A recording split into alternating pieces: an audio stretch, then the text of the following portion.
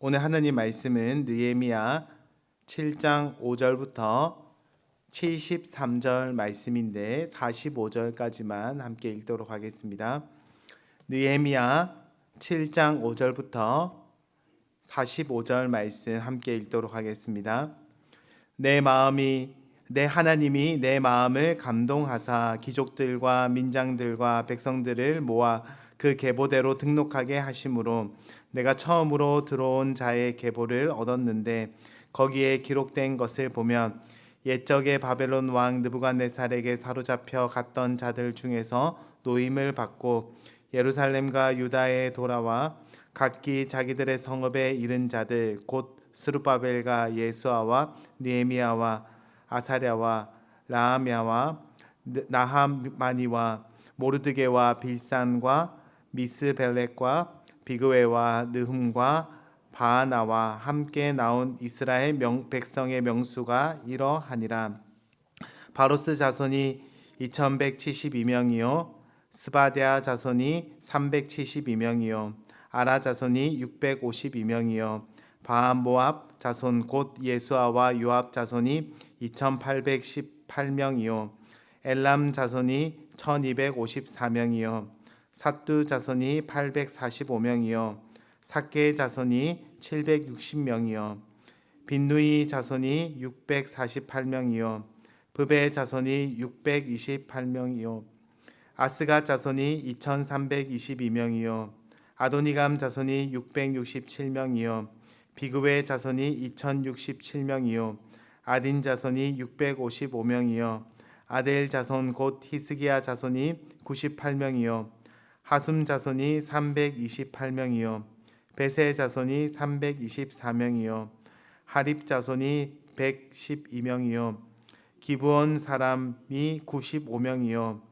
베들레헴과 느도바 사람이 188명이요 아나도 사람이 128명이요 벳 아스마웻 사람이 42명이요 기럇 여아림과 기브라와 부엘롯 사람이 743명이요 라마와 게바 사람이 621명이요 믹마스 사람이 122명이요 베델과 아이 사람이 123명이요 기타 느보 사람이 52명이요 기타 엘람 자손이 1254명이요 하림 자손이 320명이요 여리고 자손이 345명이요 로드와 하딧과 오노 자손이 721명이요 스나 자손이 3930명이었느니라.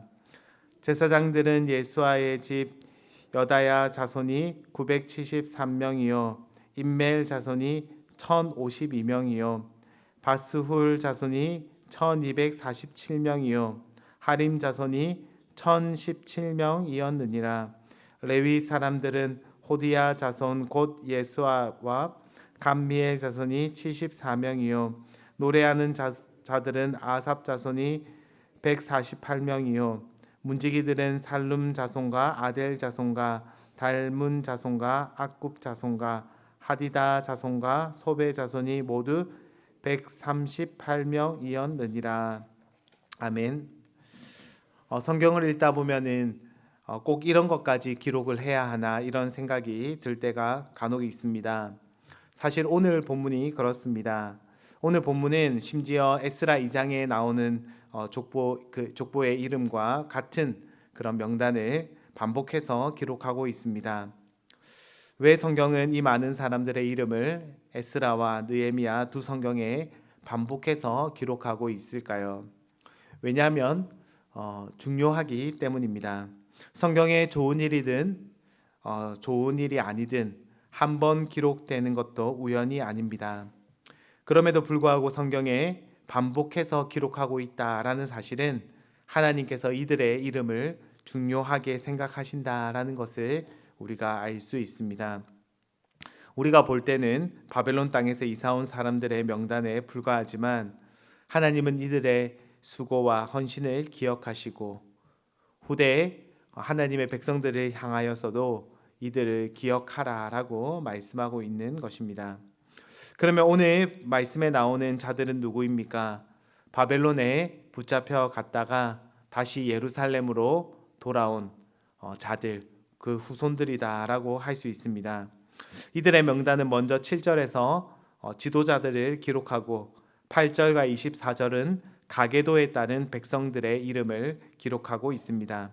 그리고 25절부터 38절은 지역에 따른 백성들의 이름을 기록하고 있으며, 그리고 39절부터 42절은 제사장 가문의 명단이, 그리고 43절은 레위 가문이, 그리고 44절은 성전에서 노래로 섬기는 자들의 가문이 기록되어 있습니다.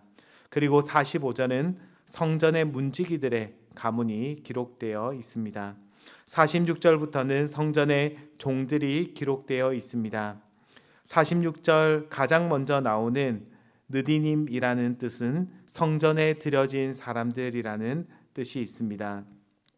즉 46절부터 60절까지는 모두 성전에 들여진 자들, 즉 성전에서 섬겼던 종들을 가리키는 그런 가문입니다. 60절에는 솔로몬의 신하의 자손, 즉 솔로몬 시대의 역군으로 삼았던 가나안 자손들의 후손들로, 그때로부터 성전을 계속해서 섬겼던 자들로 이해할 수 있습니다. 그리고 61절부터 65절에서는 가계를 입증할 수 없는 자들에 대해서 기록하고 있습니다. 오늘날로 말하면 호적이나 주민등록이 말소되었거나 전쟁 와중에 그런 자기들의 이름이 사라진 가문으로 볼 수 있습니다.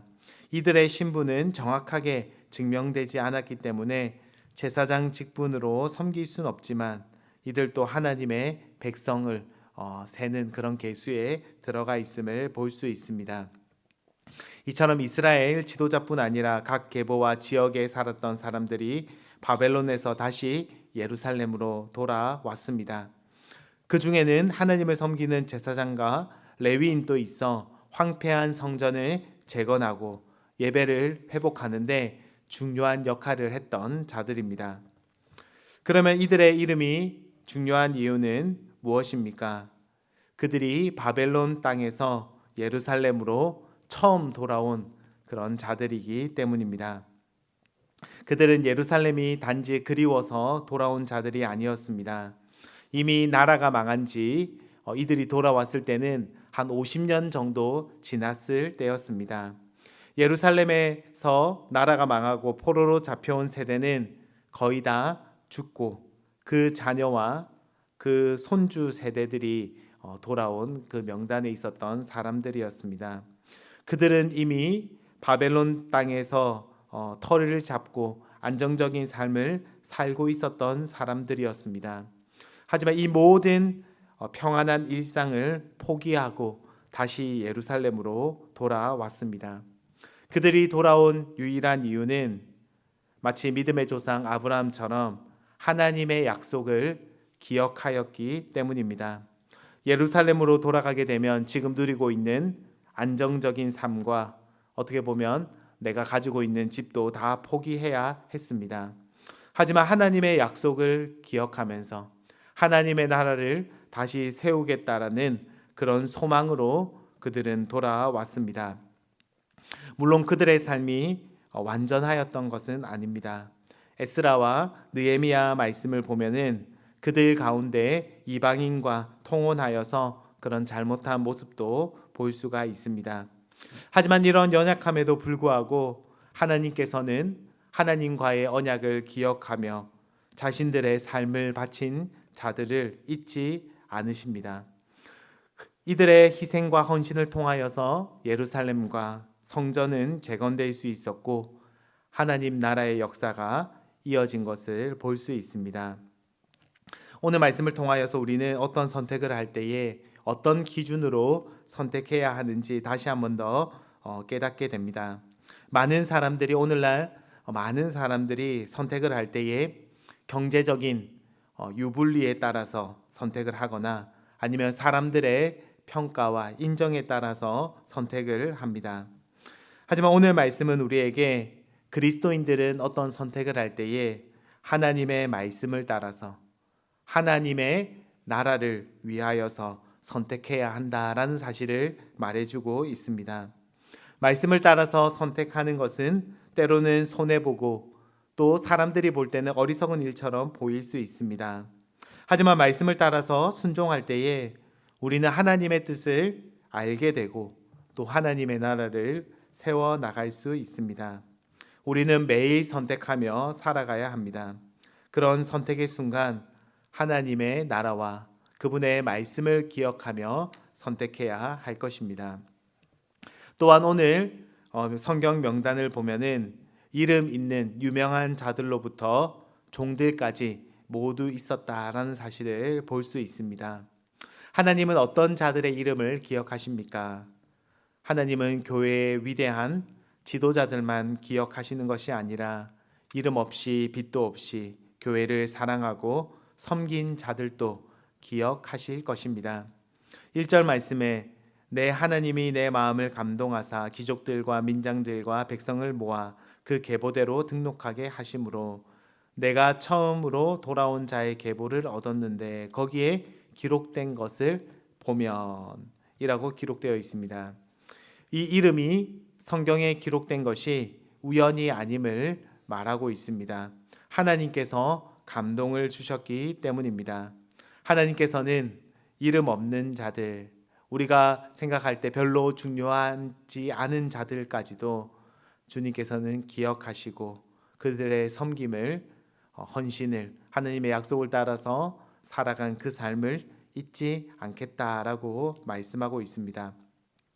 말씀을 맺기 원합니다. 주님께서는 오늘도 우리에게 이렇게 말씀하십니다. 누구든지 제자의 이름으로 이 작은 자 중에 하나에게 냉수 한 그릇이라도 주는 자는 내가 진실로 너희에게 이르노니 그 사람이 결탄코 상을 잃지 아니하리라. 이 말씀에 따르면은 말씀에 순종하여서 나눈 냉수 한 그릇이라도 우리 주님께서는 기억하겠다라고 말씀하십니다. 그러니 말씀을 따라 선을 행하는 삶을 살다가 낙심하지 말아야 합니다. 작은 자를 섬기다가 낙심하지 말아야 합니다. 주님의 몸된 교회를 사랑하며 섬기는 삶을 살다가 낙심하지 말아야 합니다.